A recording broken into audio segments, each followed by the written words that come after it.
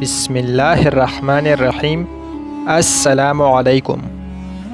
حضرت داؤد علیہ السلام کا بیٹا حضرت سلیمان علیہ السلام عدالت کے دروازے پر کھڑا رہتا۔ جب مدعی اور مدعا علیہ فیصلہ کرا کر باہر نکلتے تو حضرت سلیمان علیہ السلام ان سے مقدمہ کے فیصلہ کے بارے میں معلوم کرتے۔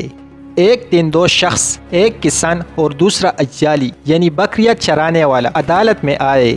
کسان نے کہا کہ یہ شخص میرا ہمسایہ ہے، اس کی بکریاں میرے کھیت میں آئی اور جو کچھ بویا ہوا تھا سب کھا گئی۔ حضرت داؤد علیہ السلام نے اجالی سے پوچھا، کیا یہ بات ٹھیک ہے؟ اس نے کہا، ہاں بے شک ایسا ہی ہوا ہے۔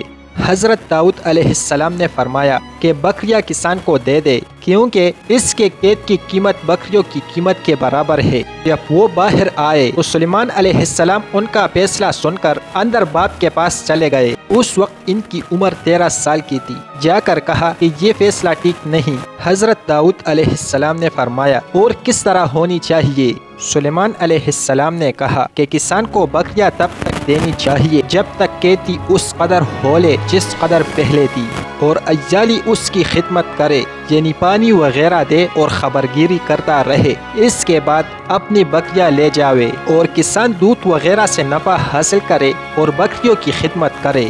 حضرت داؤد علیہ السلام نے فرمایا کہ بے شک یہی فیصلہ ہونا چاہیے۔ چنانچہ ان دونوں کو بلا کر فیصلہ دوبارہ حسب تجویز سلیمان علیہ السلام سنایا گیا۔